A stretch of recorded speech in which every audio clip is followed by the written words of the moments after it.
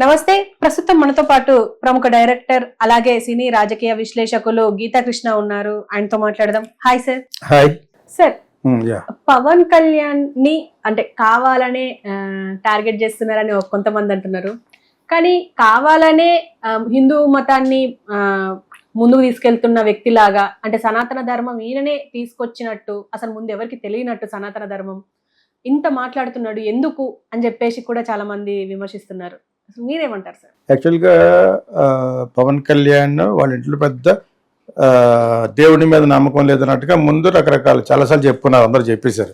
వాళ్ళ ఫాదర్ అది ఎందుకు చెప్పాడు, అసలు సందర్భం వచ్చినా కూడా తన తండ్రి మీద అలా చెప్పడం గల కారణం నాకు తెలియదు. మరి హారతి ఇవ్వడానికి ఎవరో వెళ్తే వాళ్ళ అమ్మ వెళ్తే దాంట్లో సిగరెట్ వెలిగించుకుంటాడట. అది ఎంత దరిద్రమైన భావం ఇస్తారు ఫాదర్ మీద. నాకు తెలిసి వాళ్ళ ఫాదర్ దేవుడిని నమ్మకపోయినా కూడా కొన్ని సిద్ధాంతాలు ఉన్నాయని బట్టి నాకు తెలుసు. ఇంకా ఇతనికే ఫ్యాన్స్ కొత్తలో వచ్చిన సినిమాలు వచ్చినాయి కదా, తమ్ముడు, ఆ టైంలో ఇంకా పొలిటికల్ ఎంట్రీ ఇవ్వలేదు. ఇంకెతను ఆ పైకి వెళ్ళి పడుకున్నవాడు అతను జనరల్గా రిలాక్స్ అయిపోయి ఉంటాడు మనుషుడు. నా దగ్గర వచ్చినప్పుడు ఎంత తెలియదు నాకు, కానీ అంత లోతుగా తెలుసు. ఇంకోటి క్రిటిసైజ్ చేసి ఆ టైప్లో ఉండేది అన్నమాట. ఆ డైరెక్టర్ నన్ను అన్నాడు అట, నేను పరిచయం చేసిన ఒక అతనికి ఆడ పేరు ఎదుగులేగా నన్ను అసలు. సో వీళ్ళిద్దరూ ఆడుకున్నారట. నా దగ్గర నేర్చుకుంటాకు వచ్చి నాకు ఇంకా పీకుతున్నారు అనమాట. నేను ఎలాగ ఉంటాను, నువ్వు నా దగ్గరికి ఎందుకు వచ్చావు? సో ఆ టైప్ నేను వదిలేసాను. కొరటి కదా అయిపోయింది, నాకంటే 10 ఏళ్ళు చిన్నవాడు అని వదిలేసాం. తర్వాత వాళ్ళ ఫాదరు మాకు చెప్పింది ఏంటంటే, ఫ్యాన్స్ని వచ్చిన వాళ్ళని తిడుతున్నాడు. ఇంకా నేను చిరాకు పడతానని, మొన్న చిరాకు కాదు తిట్టడమే, తిట్టితే ఈయన వెళ్ళి లెసన్ పీకాడట. ఫ్యాన్స్ లేకపోతే మీ అన్నయ్య లేడు, మీ అన్నయ్య లేకపోతే నువ్వు లేవు, మీ ఇద్దరు లేకపోతే నేను లేను అన్నాడు. అంటే అది చాలా చమత్కారంగా చెప్పాడు. అంచేత ఆయన గురించి ఈయనకి సెంటిమెంట్ లేనట్టుగా, దేవుడు అంటే అసలు నమ్మకం లేనట్టుగా ఒక సీన్ చెప్పాడు. హారతిలో వెలిగించుకోవడం ఎంత దుర్మార్గుడు, ఎంత దరిద్రుడు అయితే అలా చేస్తాడు. ఇప్పుడు నేను అంటున్నాను, ఐఎమ్ క్లియరింగ్ అప్. మనం హిందూ సనాతన ధర్మం గురించి, హిందుత్వం గురించి మాట్లాడడానికి అర్హత ఉన్నవాళ్ళు, మీరు కాదు. అతను ఆ పొజిషన్లో ఉన్నాడు, నువ్వు ఎందుకు తిరిగిపోతావు? ఒక కాపుల్ని రిప్రజెంట్ చేస్తున్న నువ్వు ఒక అబ్సల్యూట్లో మెజారిటీతో గెలవడం అనేది కాపులందరికీ గర్వకారణం. కానీ నువ్వే నీ గొయ్యి నువ్వే తవ్వుకుంటున్నావు. ఎవరిని చూసి? బీజేపీని చూసి. బీజేపీ రేపు ఉండదో నీకేం తెలుసు? అక్కడే షేకీగా ఉంది పరిస్థితి. అతనికి ఒక జనరల్గా ఎవరికి నాలెడ్జ్ తక్కువ. కొంత ఈ మధ్య నేర్చుకుంటాడు లాంగ్వేజ్, అంత లేకపోతే జనరల్ నాలెడ్జ్ నిల్లు. వాళ్ళ పేర్లు చెప్తుంటే నన్ను బాగా ఫీల్ అవుతాను. మీరు ఫీల్ అయినా కూడా మీకంటే ఎక్కువ తెలుసు నాకు, ప్లస్ నా కులస్తున్నారు. అయినా కూడా ఎందుకు చెప్తున్నానంటే, నాలెడ్జ్ ఇస్ పవర్గా మీరు మాట్లాడాలి. కానీ అప్పుడు ఈ మొన్న గెలిచే ముందే రకరకాలుగా వాగాడు ఎవరో మన పవన్ కళ్యాణ్. అలా ఎందుకు దొరుకుతావు? యాక్చువల్గా మౌనంగా ఉండొచ్చు. మొన్న వరదలు వచ్చినప్పుడు సింగపూర్ అక్కడికి వెళ్ళారు, మీరు రష్యా ఎక్కడికి వెళ్ళారు కదా.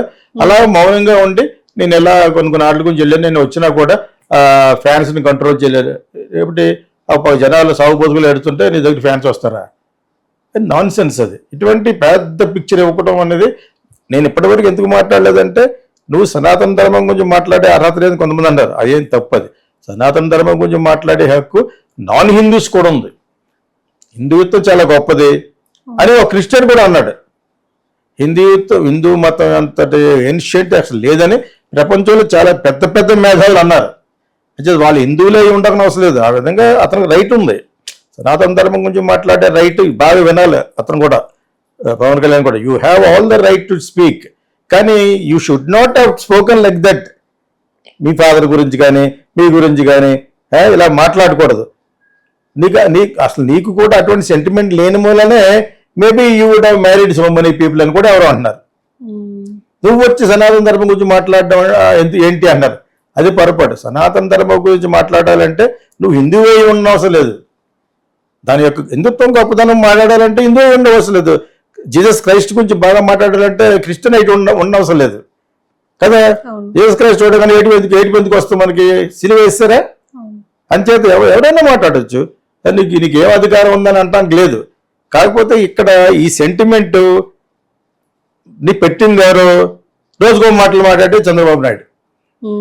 ఓకే, దీన్ని ఆధారంగా తీసుకుని నీకు ఏదో మైలేజ్ రావాలి, మంచి పొలిటికల్ మూమెంట్ వచ్చినప్పుడే జనరల్గా ఇటువంటివి చేస్తూ ఉంటారు, సేవ చేయటం అని, సనాతన ధర్మం అని, అదని. నువ్వు ఆ విధంగా ఇంకా దొరికిపోయావు. నిజంగా సనాతన ధర్మం గురించి శ్రద్ధతోటి హృదయపూర్వకంగా మాట్లాడే వ్యక్తి అయితే మీ క్యారెక్టర్లు అలా ఉండుంటావు. ముందు ఆరతుల సిగరెట్ వెలిగించుకోవడాలు, నువ్వు ఎక్స్ప్లెయిన్ చేయని నీ మ్యారేజ్ అఫైర్స్ అవి ఎలా ఉండవు. దాని గురించి ఎప్పుడు ఎందుకు మాట్లాడటం అంటే అడిగినోడు దుర్మార్గుడు, ఎవరో జగన్ మాట్లాడితే నీ పెళ్లి గురించి మాట్లాడుతున్నాడు. అది కాదు, నీకు అంతరాత్మ ఉంటుంది కదా, నీకు కూడా ఆంతర్యం ఉంటుంది. కాబట్టి you should also give a proper ఒక కరెక్ట్ ఆన్సర్ ఇవ్వాలి. ఎక్స్ప్లనేషన్ ఇస్తే జనాలు నమ్ముతారు. అయినా కూడా నీకు సపోర్ట్ ఉందంటే that is because of your community.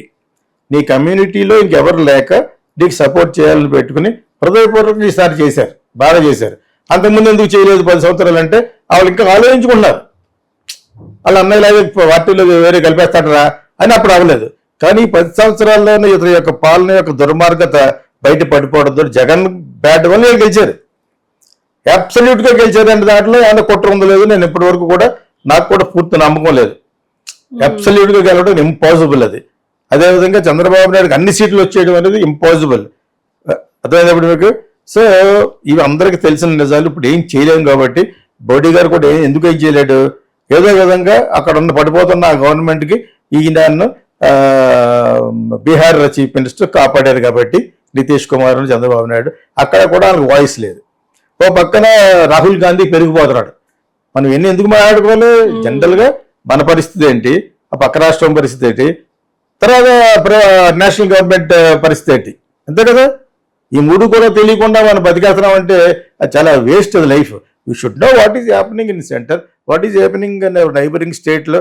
తమిళనాడులో ఏం జరుగుతుంది, కేరళలో ఏం జరుగుతుంది, కర్ణాటకలో ఏం జరుగుతుంది, మన ఆంధ్రప్రదేశ్లో ఏం జరుగుతుంది, మన తెలంగాణలో ఏం జరుగుతుంది, అవి డెఫినెట్గా తెలుసుకోవాలి.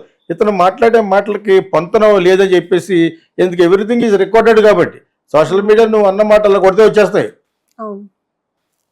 సోషల్ మీడియా పుట్టినప్పటి నుంచి నువ్వు పాలిటిక్స్లో రావాలనుకుని 10 సంవత్సరాలు రాలేక తర్వాత కష్టపడి వచ్చావు. సరే, ఏదైనా పొలిటికల్ బజ్ ఏర్పడుతున్నప్పుడు దాన్ని అవకాశం తీసుకోవడం కోసం ఈ సనాతన ధర్మం పాయింట్ పట్టుకొచ్చావు. వాట్ ఈజ్ సనాతన ధర్మ?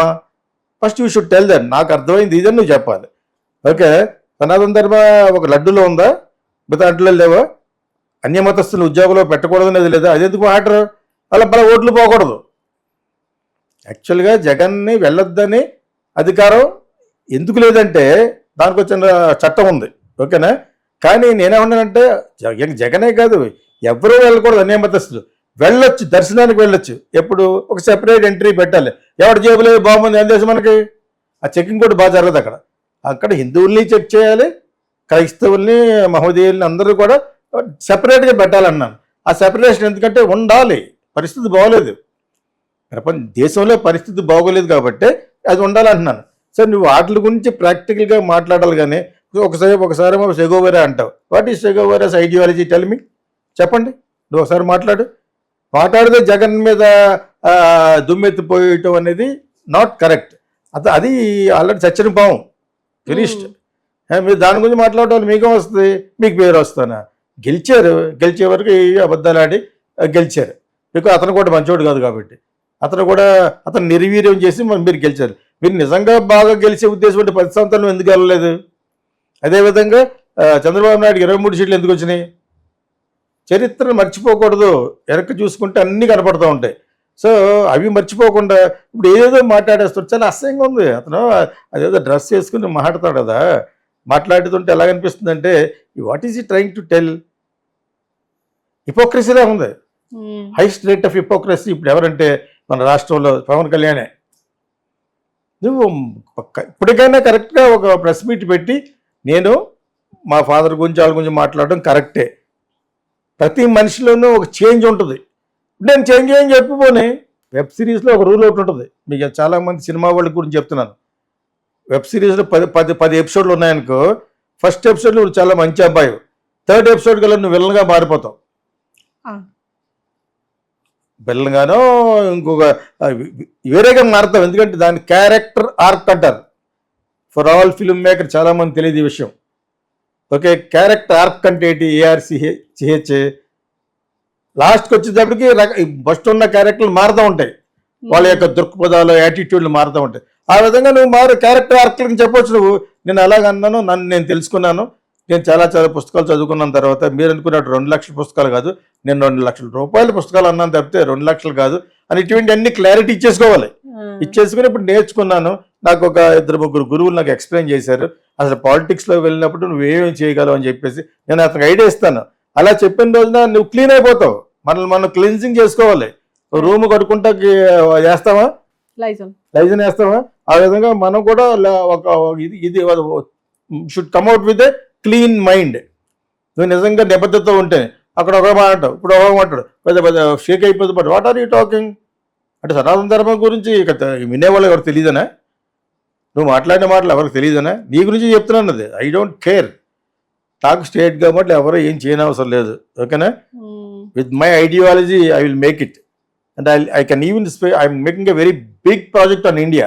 దానికి మోడీ గారు హెల్ప్ చేయాలి, సోనియా గాంధీ హెల్ప్ చేయాలి, రాహుల్ గాంధీ హెల్ప్ చేయాలి, వీళ్ళందరూ హెల్ప్ చేయాలి. కాబట్టి అంత డిలే అయింది. I use to have an office in Delhi. My country India time capsule Indus Valley civilization నుంచి ఇప్పటి వరకు మోడీ గారి వరకు ఒక చరిత్రని ఒక దాంట్లో బంధించి చేసేదే టైం క్యాప్సుల్. క్యాప్సుల్ అంటే మింగేది, అందులో పెట్టేది అనమాట.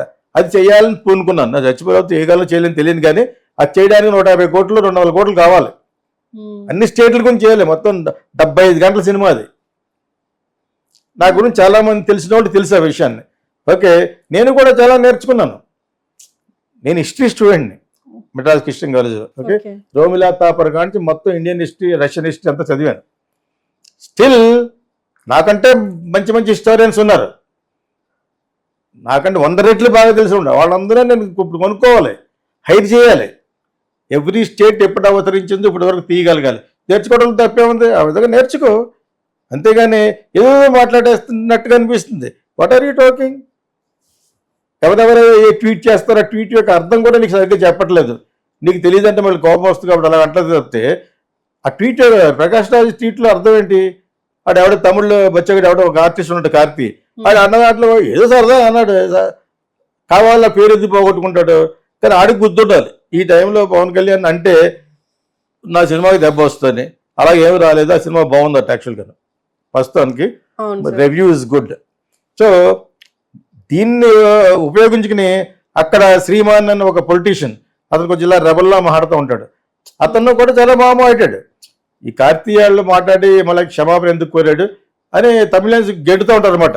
వాళ్ళకేదో సమస్య కావాలి అంటే అతనికి వాళ్ళ సినిమా ఏదో రిలీజ్ అవుతుంది, సూర్య అని వాళ్ళందరూ కలిసి వాళ్ళు అలాగే ఉండాలి, ముందు అనకూడదు, అన్న తర్వాత సర్దుకోవాలి, ఇలా క్షమాపణ కోరడమే కరెక్ట్ అని చాలా బాగా మాట్లాడాడు ఆయన. శ్రీమాన్ అని ఒక ఆయన ఎస్పైరింగ్ పొలిటికల్ పార్టీ అనమాట.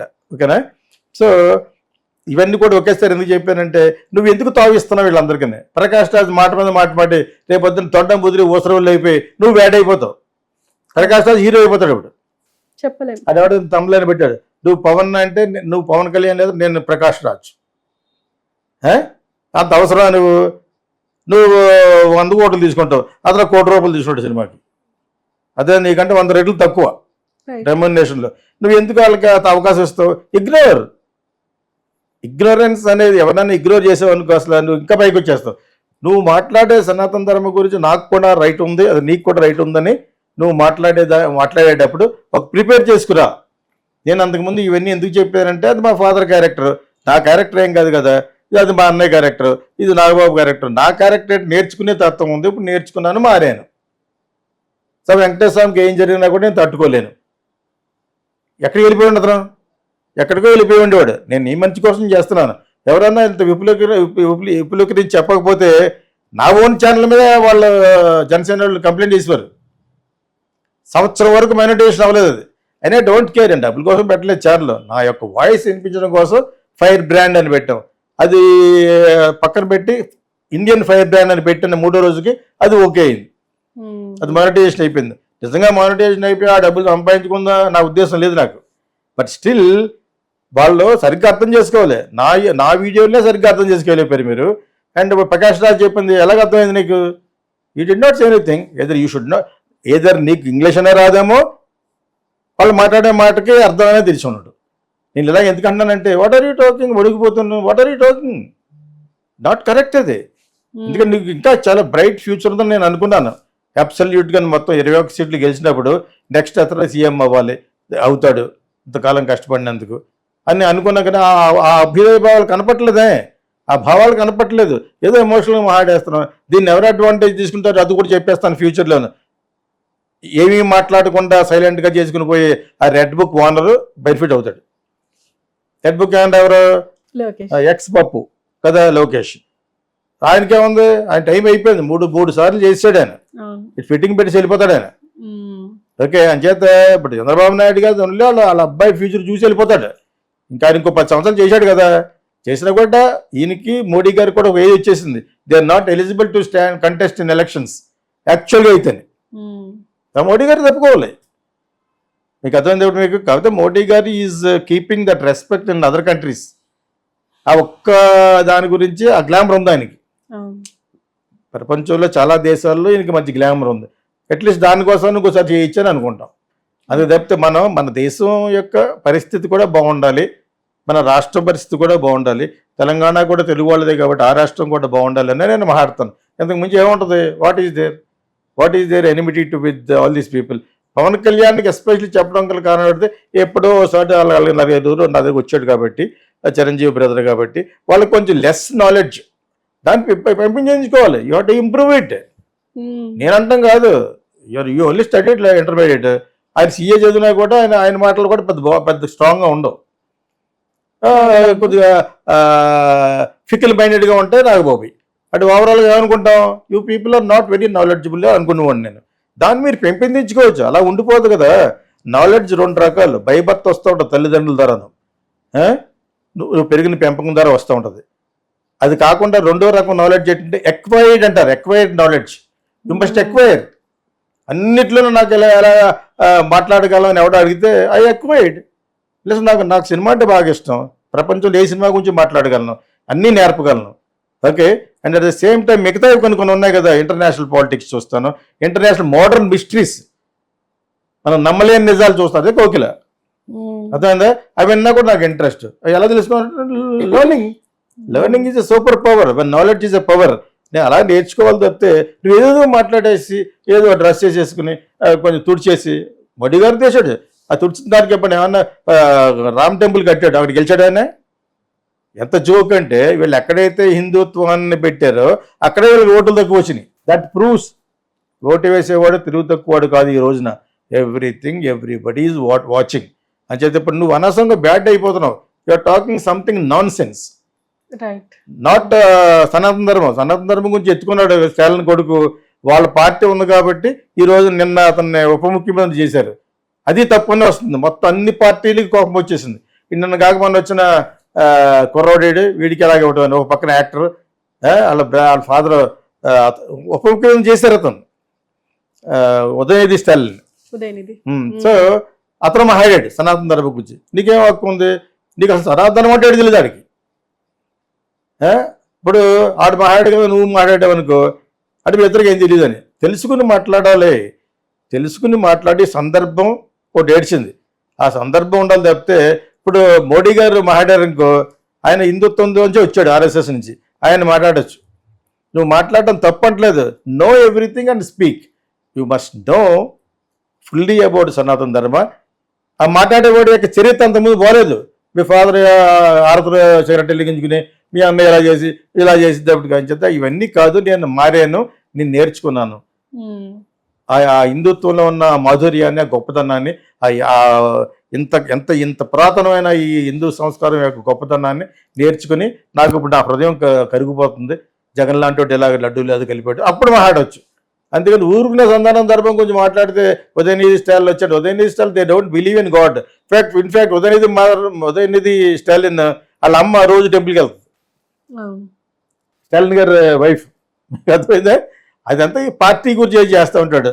అంటే అతను వెళ్తాడో తెలియదు కానీ, నాకు ఉదయం అబ్బాయి వెళ్తాడో తెలియదు కానీ, but they are doing very well. Settle అయిపోయారు. తరతరాలకి ఆస్తి ఎవరు సంపాదించారు?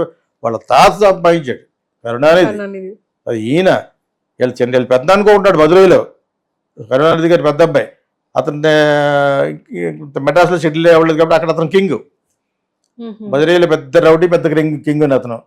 అదే చేత ఇప్పుడు ఇతను కొత్తగా సంపాదించింది ఏం కాదు డిఎంకే వాళ్ళకి. సో అతను మాట్లాడినా కూడా చాలా హాస్యాస్పదం అనిపించింది. ఎందుకంటే పెరియార్ రామస్వామి అన్నవాడు బ్రాహ్మిన్స్కి ఎగెనిస్ట్, హిందూయిజంకి ఎగెనిస్ట్, డిఎంకే ఫర్. మీకు అర్థమైందా? అది ఆ పాలిటిక్స్ మాట్లాడినప్పుడు అతనికి ఏదో పేరు వచ్చేయాలని సనాతన ధర్మం అని అన్నాడు. ఏమొచ్చి నీకు ఏం తెలుసు సనాతన ధర్మం యొక్క గొప్పతనం? భారతదేశంలో పుట్టిన హిందుత్వంలో ఉన్న మాధుర్యాన్ని, అంత గొప్పతనాన్ని నీకేం తెలుసు అన్నాను. తెలిసిన వాడు ఏదో అలా మహాడు, ఎవరో ఉదయనిధి మాట్లాడు, పవన్ కళ్యాణ్ మాట్లాడు, what do you know? Okay, తెలియకపోయినా మాట్లాడచ్చు అని చెప్పాను కదా. But the history shows your father lit cigarette in that aarti. మొన్న క్యాంపెయిన్లో కూడా జగన్ దుమ్మెత్తిపోయడమే ఇదిగా. యాక్చువల్గా చంద్రబాబు నాయుడు